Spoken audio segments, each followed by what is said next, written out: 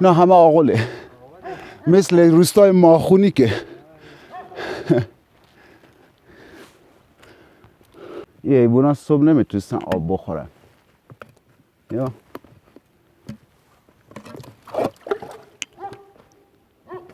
ظرف آبشون یه سنگچین با در بسته. ها بگیر برو داخلش. حیف که نور نیاوردیم عمو جان.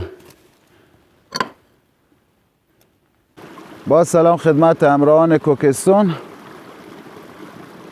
مبحثی که برای امروز در نظر گرفتیم طبیعتگردی در یک روز زمستانی و لذت طبیعتگردی در روزهای زمستون.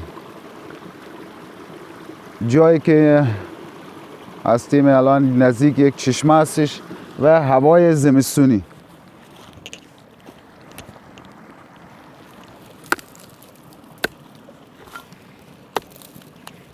اولش که بیخ خورد،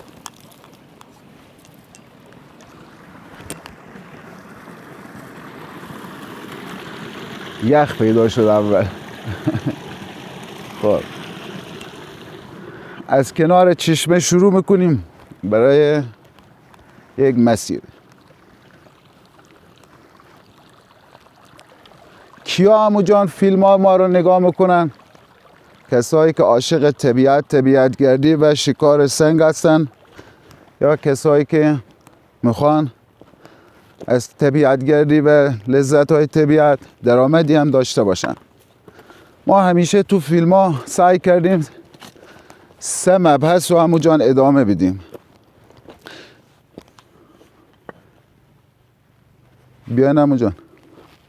3 مبحث رو همیشه سعی کردم تو فیلم ها بهش بپردازم، چون همه دوستان که با ما همراهی میکنن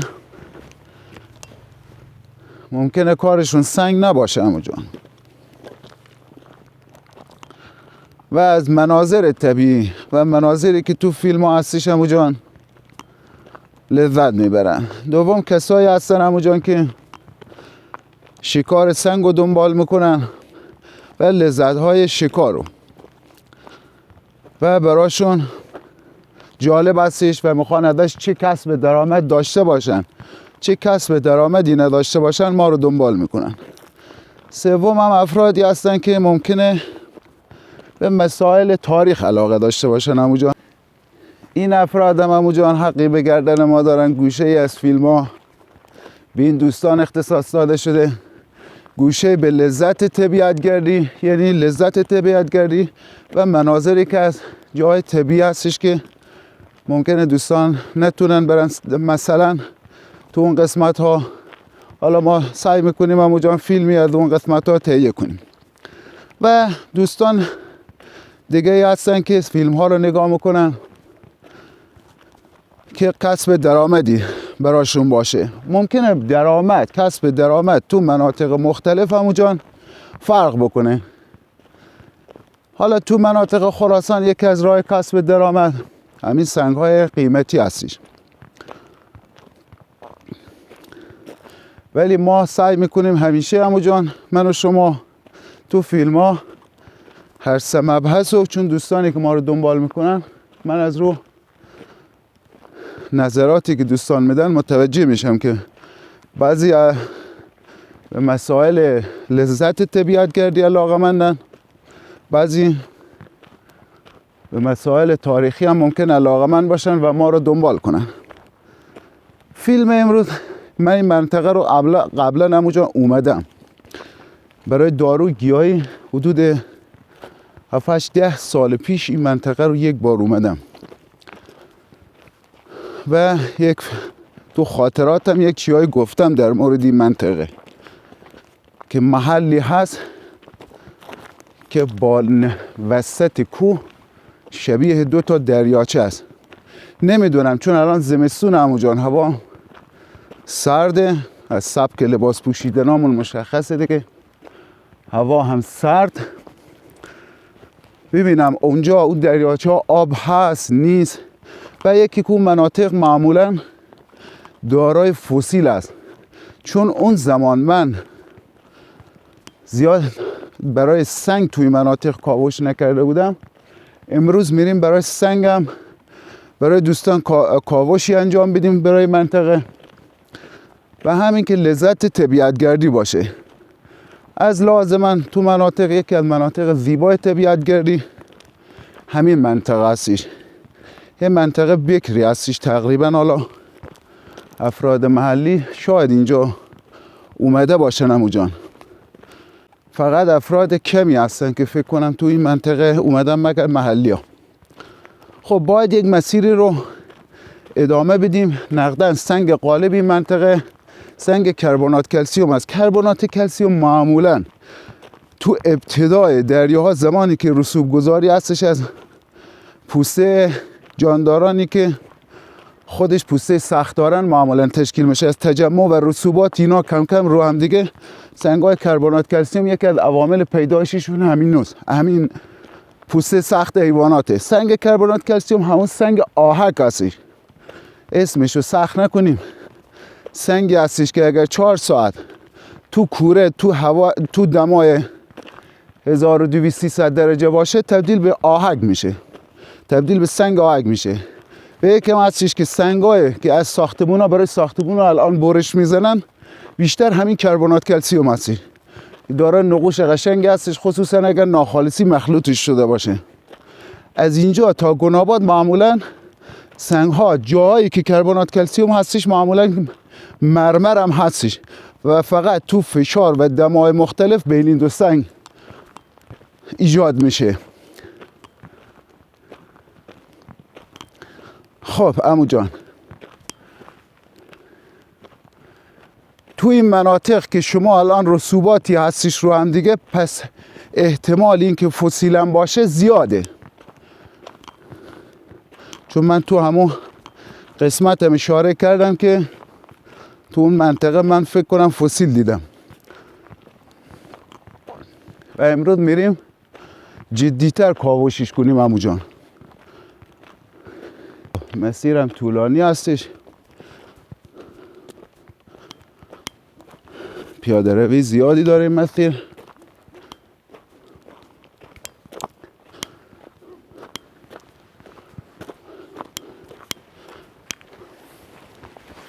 خب صدای سگم که میاد اونجا، من صدای سگم که میاد معلوم میشه که اینجا محلی ها حضور دارن. گوسفندی چیزی هستش که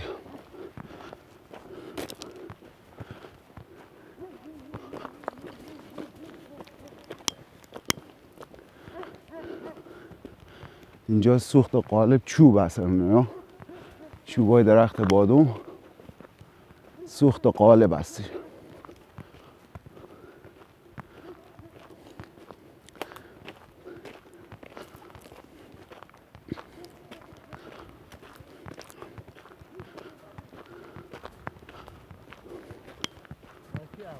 کدوم؟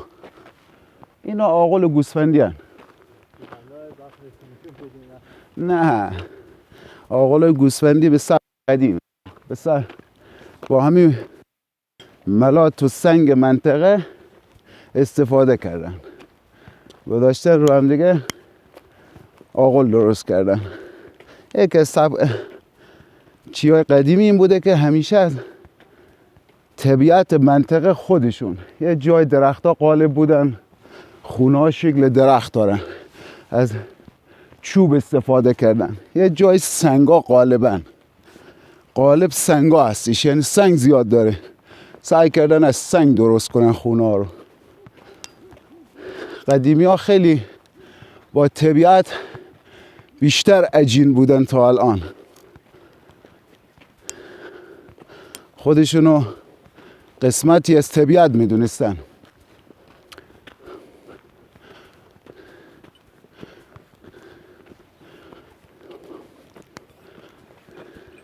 یا دوستان ممکنه تو طبیعت بیان با سگ مواجه بشن. یا این سگ الان داره به ما نزدیک میشه، یعنی میگه ما وارد قلمرو به بم شدی، ولی دم داره تیکون میده، یعنی میگه من باهاتون کاری ندارم،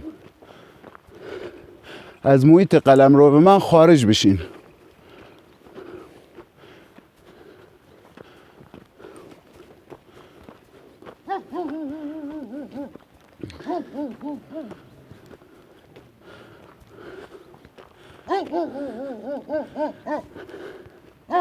خب اگه دیدین سگ دم تیکون نمیده عمو جان، اینم برای طبیعتگردا دم تیکون نمیده و حالت خیز با خودش گرفته، سریعا باید شما اون محل رو ترک کنین. اون شما وارد قلمرو شدین و میخواد بهتون حمله کنه. اگه سوار موتور بودین بهتون حمله کرد، سریعا سر جاتون وایسین، همونجا سگ هم متوقف میشه. نه همه آقله، مثل روستای ماخونی که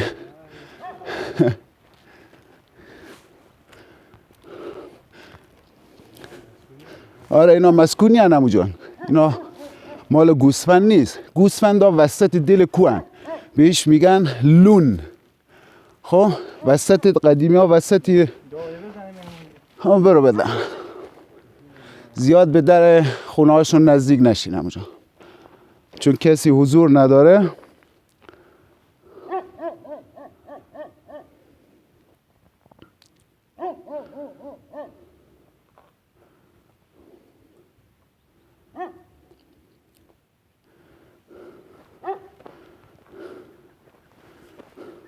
بیان اینجا.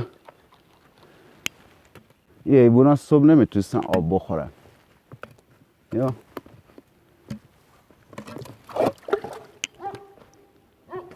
ظرف آبشون قطر یخ و هنوز ساعت 10 باز شده یخا. خب مسیرمون ادامه میدیم.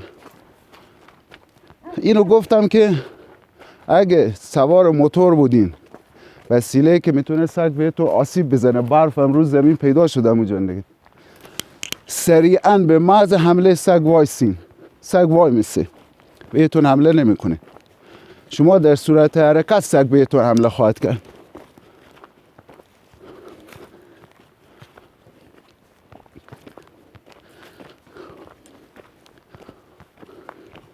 یکی هم که غذایی که پیش یک زمانی هم هست که معمولا غذایی که پیش سگ ریختین یا حیوانات دیگه بعد برداشتن بهتون حمله میکنن.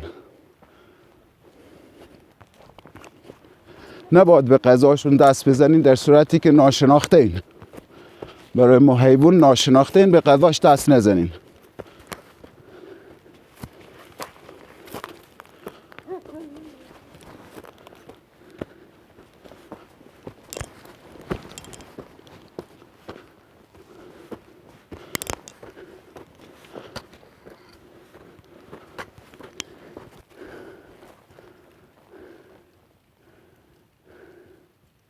از اینجا که سعی داریم فیلم ها خشک و بیرو فقط در مورد قضیه سنگ نباشه، لذت طبیعت. اینا ماهی هن یا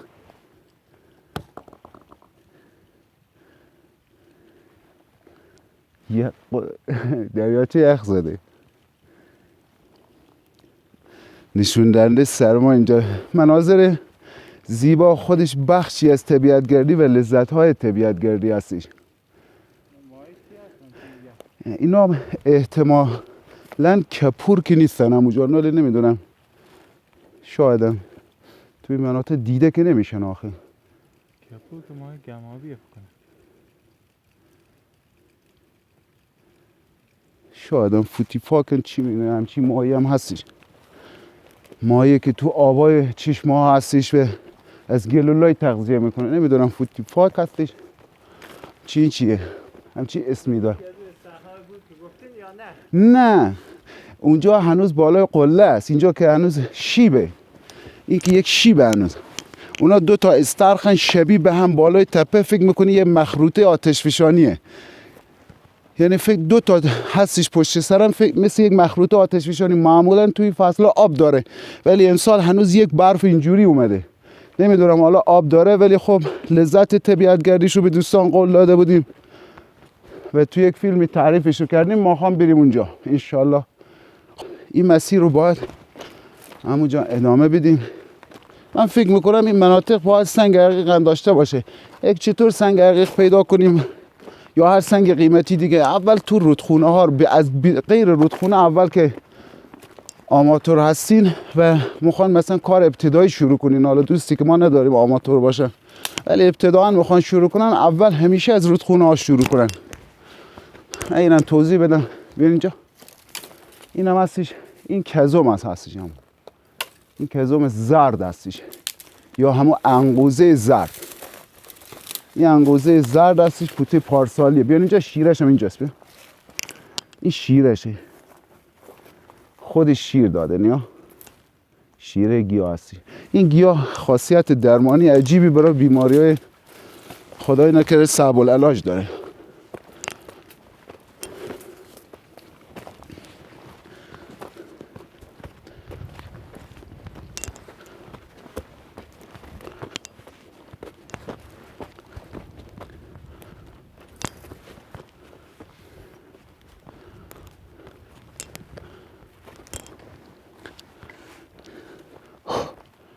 یا یه سنگ جاسپر زرد پیدا شد.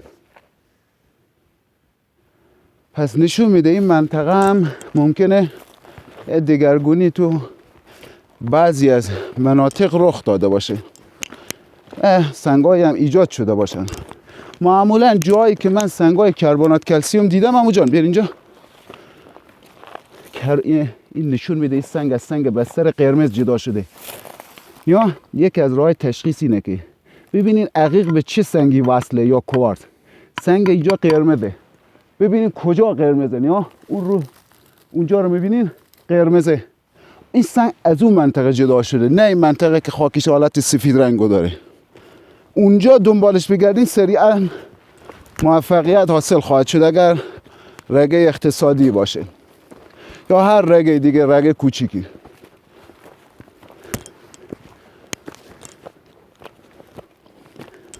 دوستان اگر سرنفس دادیم خواهم بخشید که شیب خیلی تنده.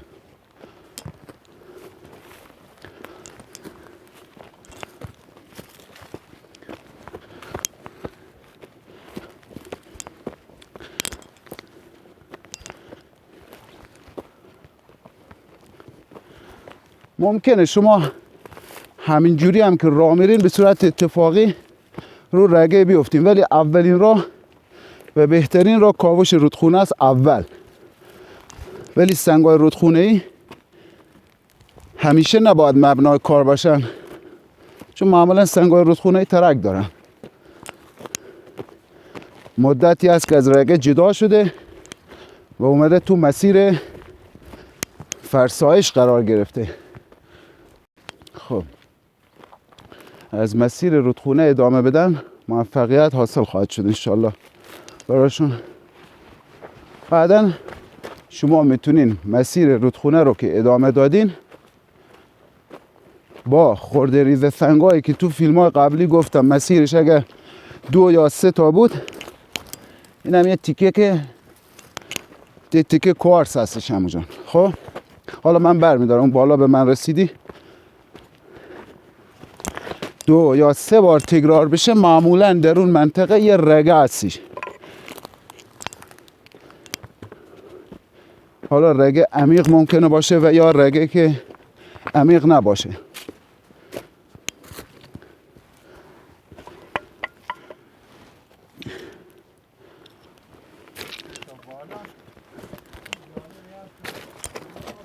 آره اینا به خاطری که آب الان کمه لوله رو میذارن که آب از اون محل چشمه دیگه داخل لوله بیاد و داخل زمین فرو نره. اونقدی آب نیاز اینجا. آره یک چشمه هستش حتما، از همون محل چشمه لوله گذاری کردن. خراسان درگیر بحران آبه، اینجا آب کمه. خب این کوارس بود، سنگی که بود سنگ قرمز چسبیده بود. اینم یه نوع سنگ هست هنوز پخته نشده، حالت خامو داره. این هم همینطور. پس معلوم میشه همین مناطق هم رگای تشکیل شدن. گفتم من جایی که سنگای کربنات کلسیوم رو دیدم معمولا گوشه کنار عقیقام یافت میشن، خصوصا توپیا. این به درد نمیخوره با خاطر چکش صدای کوارس هستی. یا مسیر شیبا رو ببینین. یک شیب شما اگر بغل یک شیبم کنار حاشیه رودخانه دیدین سنگا ریدش تو یک سمت هستیش، یعنی تجمع تو یک سمت هستیش، نه اونجا یک دونه هستیش، اونجا هم یک دونه. پس معلوم بشی سنگ از این بالا همین تپه است، رگه بالا همین تپه هستیش.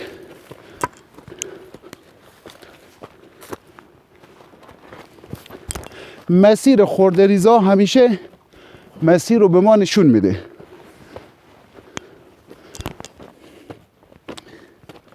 این باز عمو جان خب این دو پوته شبیه به همه.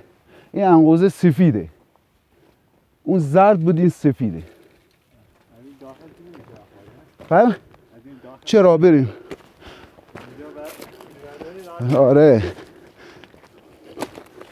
نه همش سنگای ماسه سنگای رسوبی عمو جان، با سنگ قالب کربنات کلسیم. دو تا سنگ قالبن اینجا، یکی ماسه سنگا هستش، یکی هم سنگای کربنات کلسیم.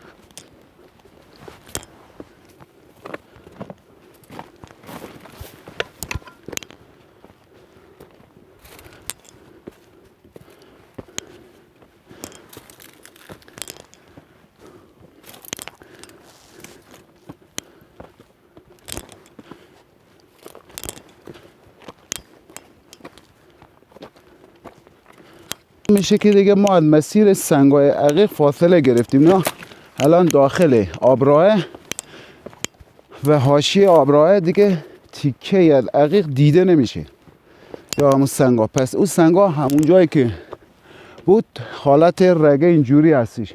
رگه این امتداد نداره که اینجا هم ریخته باشه، رگه حالت شرقی غربی هستش. مسیر رو من بیام بالا. همونجا از کجا رفتی بالا؟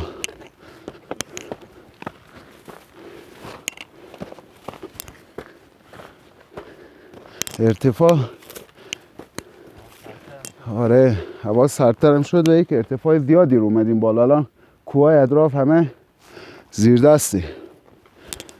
تازه هنوز ما نصف کوه رو میخوام بریم بالا.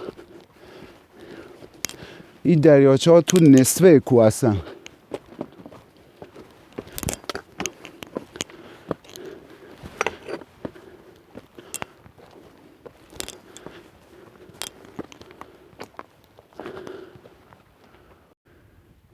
مسیری که اومدیم شیب تند و طولانی داشت.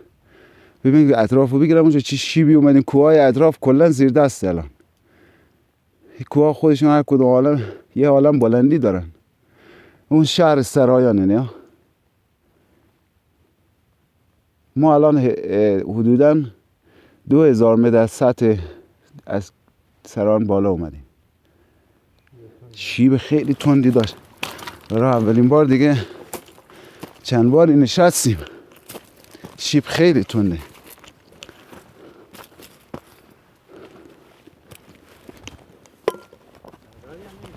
آره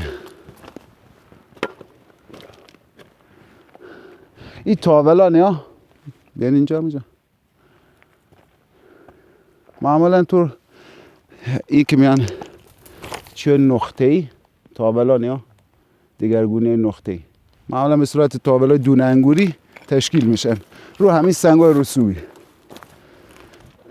زمانی سیلیس رو اینا یه خورده سیلیس بوده، بعدا دوچار دگرگونی شده.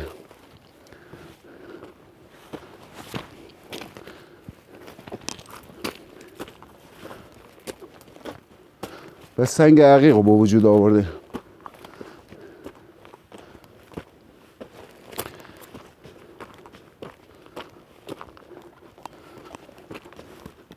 تقریبا الان به جای خواهم رسید که میشه عمو جان کمربند سنگ منطقه خراسان رو به بهترین نحو ممکن توضیح داد. اینا تو یک کمربندن، تو یک کمربند به صورت مستقیم با شاخه و زیر شاخه‌اش. برای دوستان که من گفتم این رگا به صورت بین قاره یا امتداد چندین صد کیلومتری هم ممکنه دچار دگرگونی بشن. خب بیاین تو بالاترین ارتفاع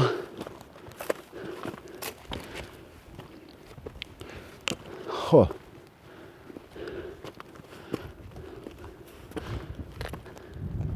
نیا عمو جان این کمربند رو بگیر. فردوس این سمت ما، اونجا فردوس.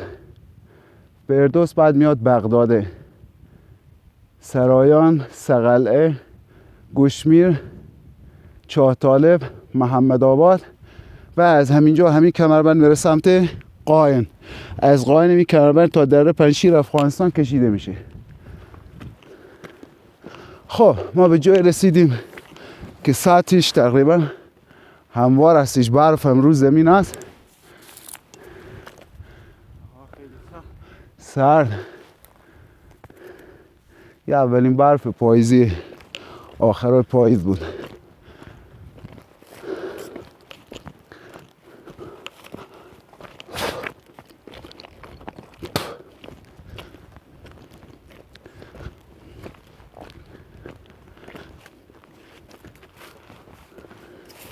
اینا همه عمو جان یا این اشکالی که بیان، این اشکالی که دوستان گاهن دوچار اشتباه میشن. هرچند من گفتم فیلم ها ما همیشه بر 3 موضوع استوار. موضوع اصلی سنگه، اونا رو میبینین عمو جان شبیه به دایرن. اونا رو میبینین شبیه به دایره مثلا. آره فکر میکنی یه لیوان یکی از وسط کوه در آورده یا به صورت تراش داده که بهش میگن جوغن یا سنگ کاسه. خب یا سنگ کاسه، اونا معمولا قلوه هایی از سنگ های کنگلومرا هستن که وسطشون هستش این رسوبات آواری که مثلا به صورت خودش به هم دیگه چسبیده داره، یه قطعه جدا بشه مثل یه جوغن میمونه که اون جوغن نیست. جوغن باید رد تراش باشه روش. خب این اولین سنگ فسیلی هستش که مال 2 کفه‌ای هستش، پیدا شد. یه فسیل همونجا حالا تیکه شده دیده میشه.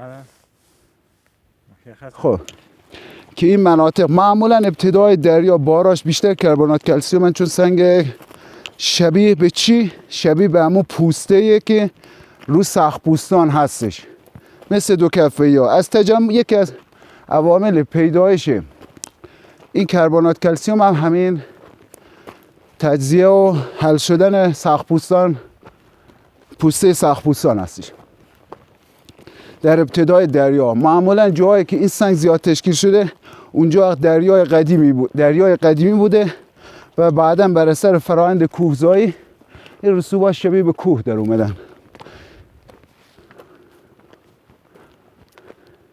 یا اینا رو سنگا هستش آخر همون جان. یا اینا رو سنگا هستش، تکرار زیاده.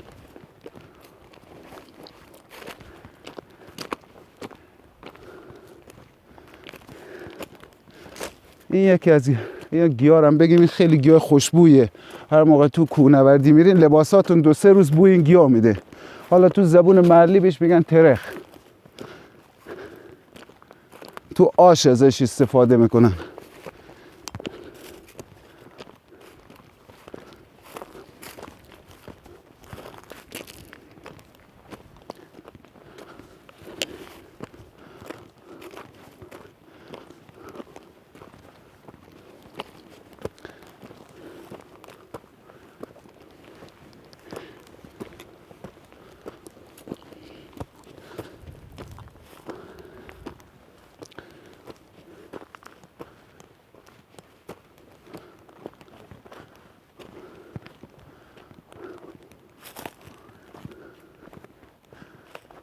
خب اینم دریاچه بالای کوه. هنوز آب نشده عموجان. این دریاچه امسال هنوز آب نشده.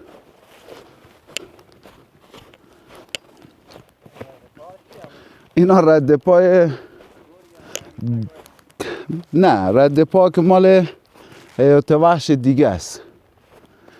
رد پا مال حیات وحش دیگه، کلاغوچن. این آب میشه موقع که از اینجا از این شیبا آب میاد، این تا این سطح آب میشه. یه حالت دریاچه بالای کوه. از گلولای نشون میده، خط آبم مشخصه که بالای کوه خط آب هستش. البته من یک بار اینجا عمو جان، حالا این به صورت من متوجه که نشدم، ولی غروبی اینجا بودم، فکر کنم حالت زوزه گرگ یا زوزه یوزپلنگ چیزی بود تو این ارتفاعات. هنوز شما ارتفاع هنوز تا بالا 500 متر دیگه ارتفاعه، ولی از اون زمان وقت زیادی میگذره عمو جان، خیلی وقت زیاده. 10 سال شده من توی مناطق نیومدم، چون این مناطق معمولا جایی که سنگ قالب اینا هستش، عقیقا به صورت تیکه‌ای پیدا میشن، رگه ها پایدار نیستن. شما الان این مسیر رو بیان اینجا همین کنار من قرار بگیرین، خب دور بزنین، یه دور بزنین دریاچه حالت گرد. دو تا هست اینا، یکی اون طرفه، دو تا دریاچه مثل دو پله ترازوه.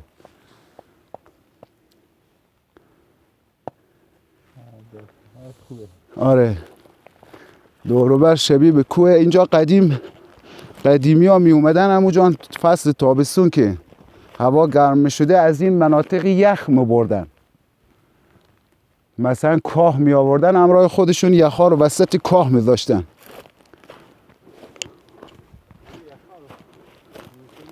اینجا اصلا هوا الان خیلی کره زمین حداقل بین 2 تا 3 درجه گرم شده، ولی اینجا یک جایی هستش، حالا میریم این جلوتر که بهش میگن یخکده، قاری هستش عمو جان، فکر کنم حالت شبه قار داشته باشه یا دستکند بشر هستش، من نمیدونم.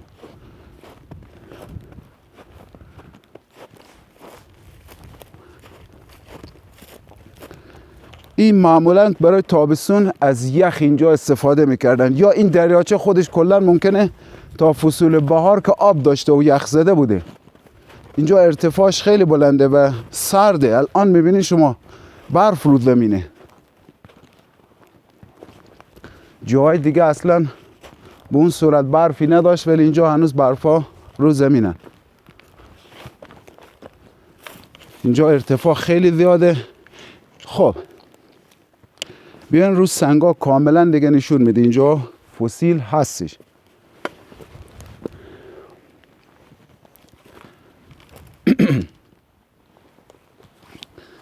سرما نخوریم، خوبه عمو جان.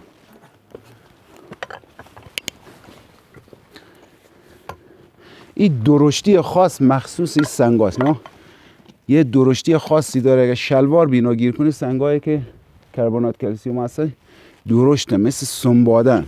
این سنگ درجه سختی خوبی هم داره برای کارهای تراش. قدیم هاونا رو از اینا درست میکردن، دید سبک سنگ خیلی سنگ مقاومیه، نسبت به فرسای سنگ مقاومیه، ولی نسبت به اسید ضعیف عمو جان، سریع حل میشه داخل اسید. بیان اینجا داخل اسید این سنگ سریعا حل میشه، به خاطر کلسیومی که داره سریعا حل میشه. نه این فسیل هسته، یه فسیل عمو جان، فسیل 2 کفه‌ایه، دیده میشه.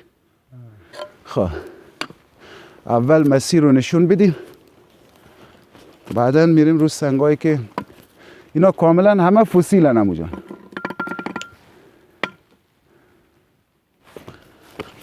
خب بریم پله دیگه ترازو رو نشون دوستان یه فیلمی بگیریم ببینیم. البته گفتم عمو جان زمان زیادی شده که من اومدم اینجا و تقریبا مسیرهای خورده یادم رفته.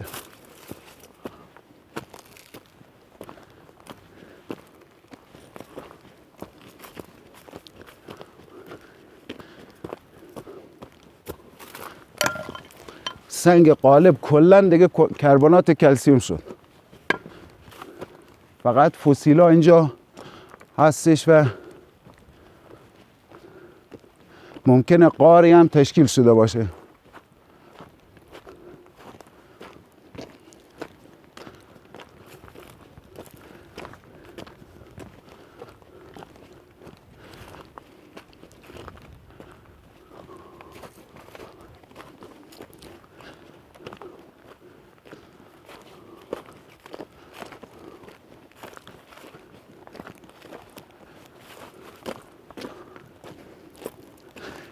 این سنگایی که کربنات کلسیومن خب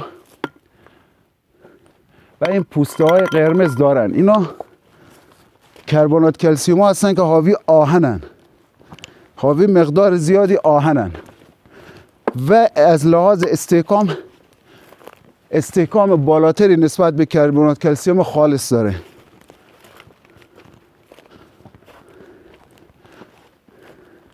آهکش هم سفید رنگ نیست، بین رنگ تیره آهک میشه و زمان زیادی نسبت به مثلا کوره اگر 4 ساعت بعد برای کربنات کلسیوم خالص باشه برای اینا معمولا بیشتره. این هم دریاچه بعدی هستش. سطح زمین یخ زده است، مواظب باشم اونجا. یا حالا اینو ممکنه شما بعضی جا از رد پا میخواین استفاده کنین، یا ببینین موجودی جلوتر از خودتون رفته، این رد پا رو میبینی عمو جان پهنه گرده، یا آره این رد پای سگه. رد پای گرگ اینجوریه عمو جان، تیزه، یعنی حالته که اینجوری این حالت رو داره. رد پای گرگ تیزه، رد پای سگ گرده. از رد پایی که مثلا میخواین طرف برگرده ترس برش داره، این رد پا مال حیوانه که گوسفنده، ولی این رد پا این رد پا که دیگه اینجا واضح دیده میشه رد پای سگه، این گرگ نیست عمو جان.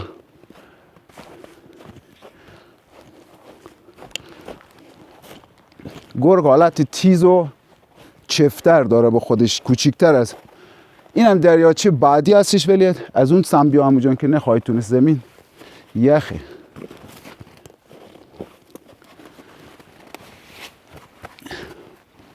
این سنگای کربناته اینقدر مثل سنباده عمل میکنه.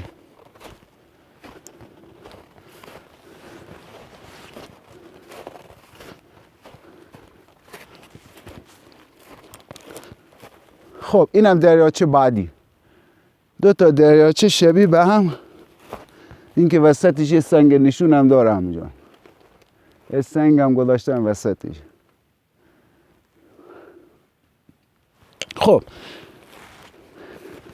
چون بحث ما امروز در موردی که چه کسانی ما رو دنبال میکنن و زیبایی های طبیعت گردی، هم برای اون دوستانم که حقی بر گردن ما داشتن، این فیلم سعی شده که بیشتر جنبه های لذت باشه و نه کاوش چندان زیاد. حالا تو مسیر چیزی برای کاوش بود توضیح بدیم، چون بالاخره اون دوستان ما رو دنبال میکنن عمو جان و یه حقی به گردن ما دارن که لااقل در مورد زیبایی ها و مسائل دیگه هم براشون صحبت کنیم در حد اطلاعات خودمون و جایی که خودمون یاد داریم. بیان بالاتر عمو جان.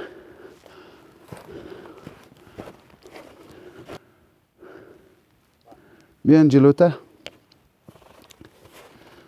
به نظر شما اینجا چی میتونه باشه عمو جان؟ یه سنگچین با در بسته. ها؟ بگیر برو داخلش. حیف که نور نیاوردیم عمو جان.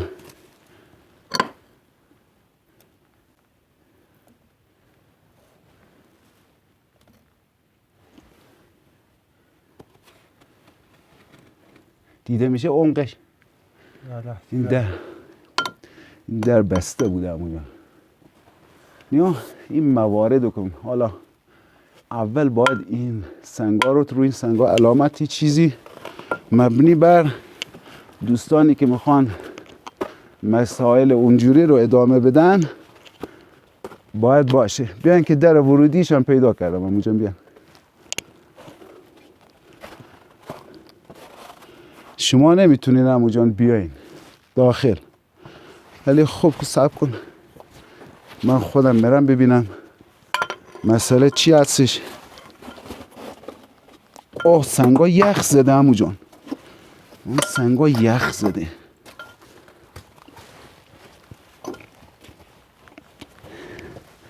این مناطقی که اینجوری درش بازه یه هایی نرین. اول یه صدای چیزی که اگر حیوان درنده هستش بیاد بیرون.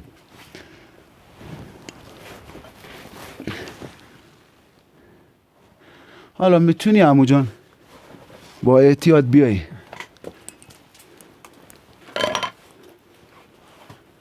میتونی با احتیاط بیای. سنگا یخ دارن. اون دوربینی که عمو جان نور هستش میشه با نور بیای. یک این ورودی ما چون از اونجایی که نمیدونستیم این نور کافی همراه خودمون نیاوردیم، ولی اینجا رو بریم یک کاوش بکنیم ببینیم این منطقه به کجا میخواد برسه. اگر نتونی بیای عمو جان دیگه باید برگردیم. نورمون کافی نیست. کفشم گیر کرد. اون نورمون کافی نیست. بیان اینجا که شما نور دارین بیان آدمو پایین دست بیان عمو جان ببینه این کجا هست اصلا. اینجا ببین اینجا کجاست. مثل یه خونه است داخل زمین. سقفش که هست عمو جان. سقفش که هست. یا اینجا جایی بوده که حیوانی چیزی تجمع داشته. یعنی خاک حالت فرسایش داره. یعنی حیوان برای خود جا درست کرده بوده. خب نور که دیده میشه عمو جان بالا سرمون. درست ما زیر زمینیم ولی نور دیده میشه.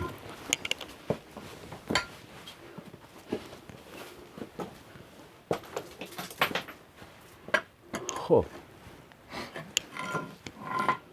یک جایی عمو جان باید خارج بشیم. باید فیلمو اگه میشه از اینجا کن میتونیم یعنی عمو جان. آره میشه. اگه میگی مسیر رو برگردین شما از مسیر برگردین من از اینجا میام شما بیام دست شما رو بگیرم. نور کافی نیست عمو جان که بخوایم مسیر رو جلوتر بریم. اینجا رو هم بگیر. نور کافی نیست عمو جان. آره ما قصد داخل اومدن نداشتیم و نورمون هم کافی نیست. تجهیزاتمون هم کافی نیست. فقط همون برای دوستان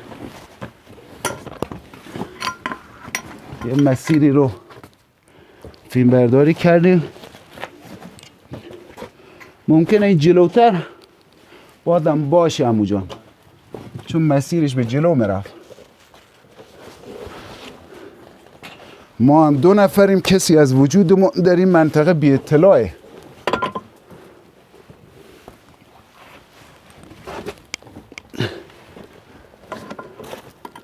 برگشتیم به عقب و از مسیر دیگه مسیر رو ما رو ادامه بدیم.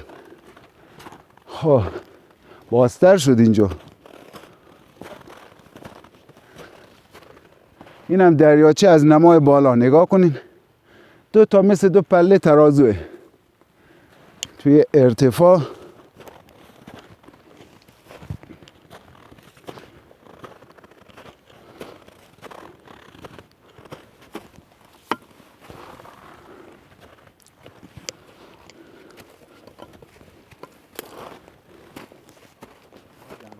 آره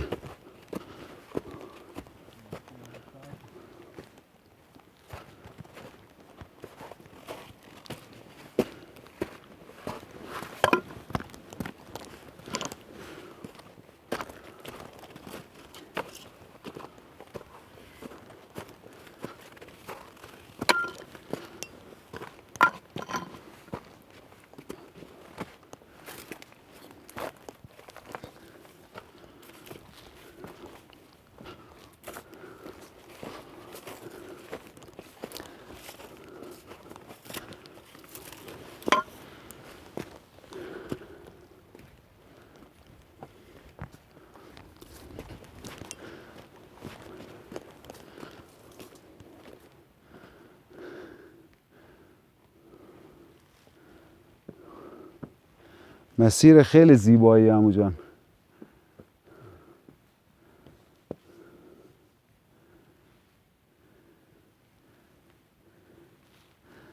بعضی از مسیرها سکوت خودش حرف زدن عمو جان. طبیعت حرف بزنه.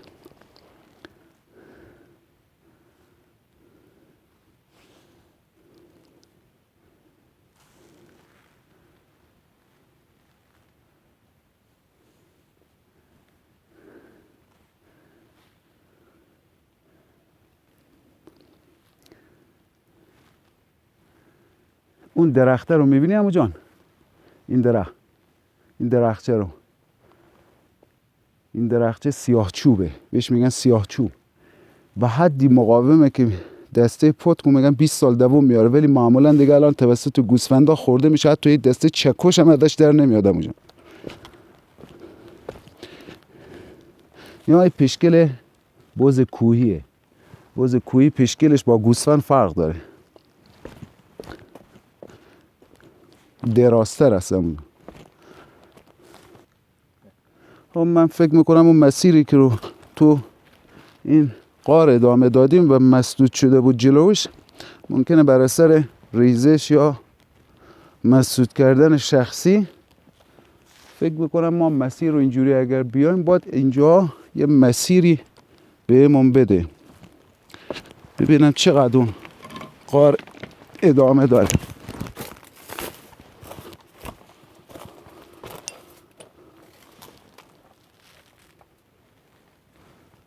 آره اینجا مسدوده عمو جان. اینجا مسدوده و معلوم هم میشه که زیرش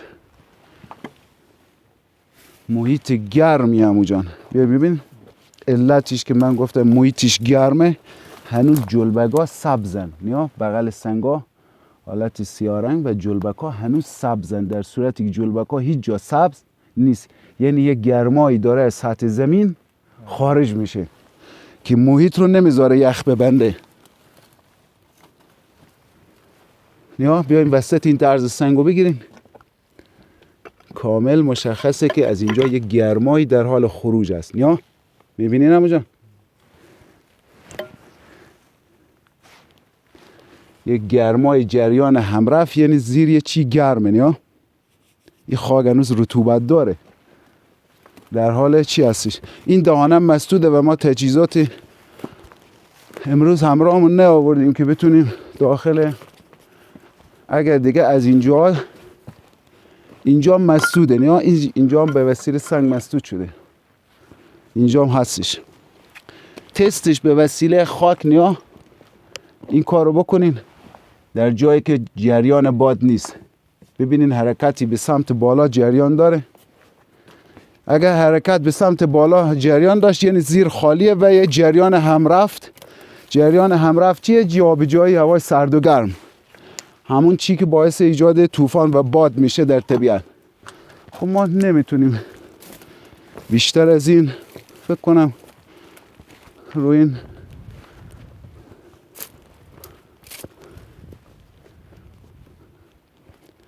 مسئله کنجکاوی کنیم، زیاد به بحث ما مربوط نیست. ولی خب هم گفتم دوستان، بیا الان این تصویر از نزدیک هم بگیرم عمو جان. دوستانی که ما رو دنبال میکنن 3 گروه هن.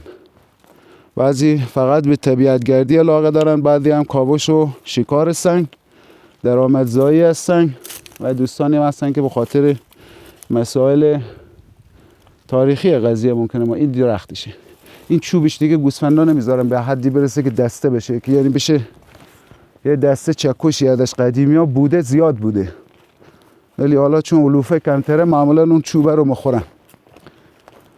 خب بعد هم اینجا میریم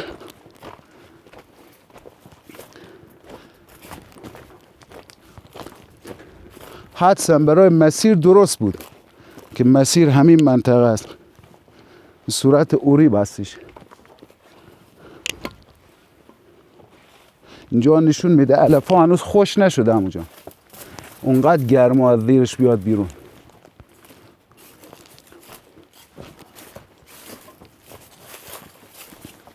ممکنه جانداری چیزی پایین باشه یا جا به جای خودش هوای گرم و سرد باعث میشه که اون جریان ایجاد بشه.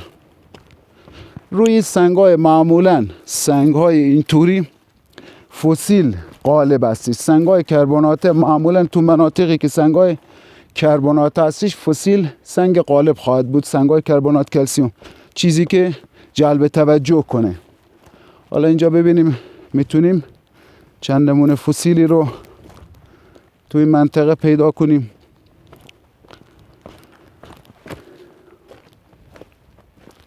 رو این سنگا معمولا همونجان باید بگردیم. سنگای خواهد بود که روش فسیل خواهد داشت.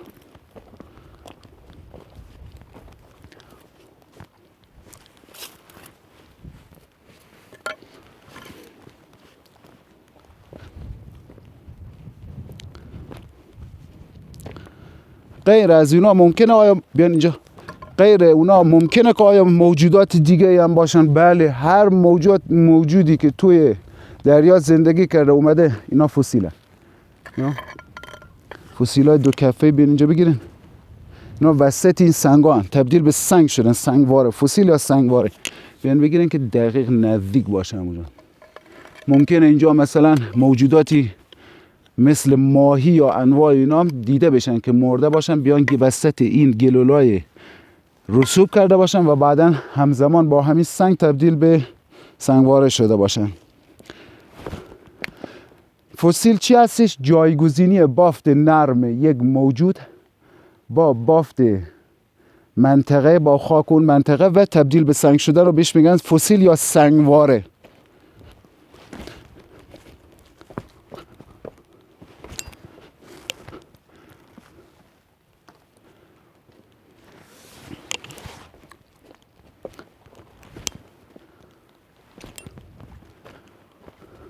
اینجا رو بذاریم خود طبیعت حرف بزنم. اونجا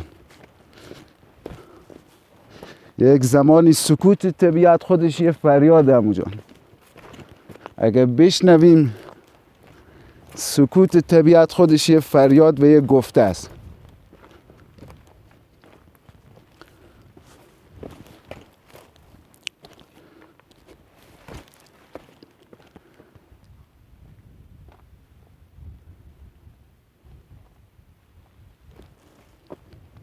این کتیرای تلخ همونجا، کتیرای تلخ، این پوتشه. من از این مسیر رو تایم، از این مسیر دیگه ها.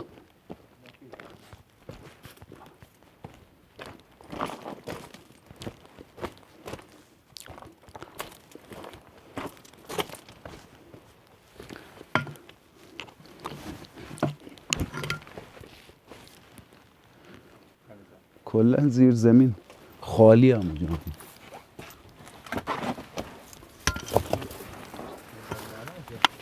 آره اون زیر زمین کلا خالی اصلا.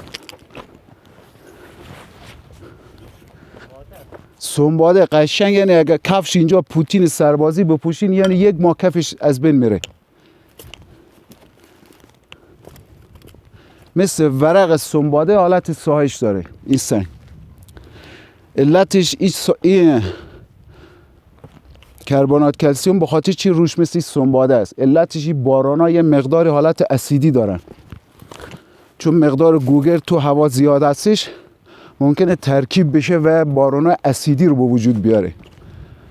به خاطر سنگ تو اسید حل میشه، یه قسمتایش حل میشه، یه قسمتایش حل نمیشه. اون حالت درشتی به خاطر اون قسمتایی که حل نشده است، حالت تیز به خودش گرفته. کوارسی که وسط اینا مخلوط هستش و سیلیس اون حالت درشتی رو داره، به خاطر سطحش هم اونقدر سخته و برنده است. این هم نمای استرخ اول که پشت سر آقا مشتبه هستش. رسید اینجا استرخ اولی. این فاصله بین این دوتا استرخ حدوداً 100 متر بیشتر نیست. 100 متر هم نمیشه. حالا حالت اینجوری داره، مثل دو تا پله ترازو بالای تپه است، بالای قله.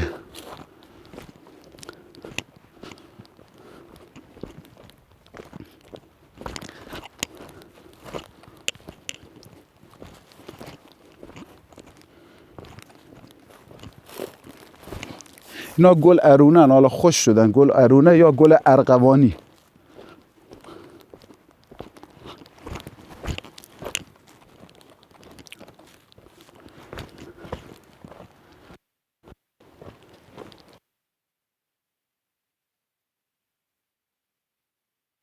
جان عمو جان فیلم وصل کن. وصله؟ آره فیلم وصله. خب من 10 سال پیش اومدم اینجا عمو جان و موقعی که اینجا بودیم داشتیم آویشن و اینا جمع میکردیم، بعد شیشه آبمو گذاشتم اینجا. 10 سال از اون موقع بیشتر رد شد، من که الان خیلی بیشتر شد، دیگه کار سنگم. 10 سال پیش من جلوترم اومدم. بیان اینجا عمو جان،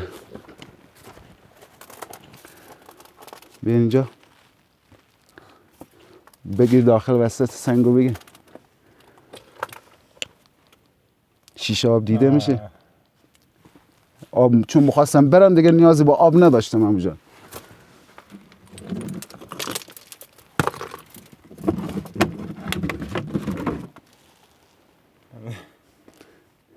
ولی دیگه کفش حالت چی بسته، یعنی لای گرفته وسطش. یه شیشه رو تو طبیعت همیشه مخفی کنین، یه جایی که یه روزی از اونجا شاید رد بشین و مورد نیازتون بشه، بذاریمش همینجا برای بعدنها یه زمانی آدمای آینده پیداش کنن و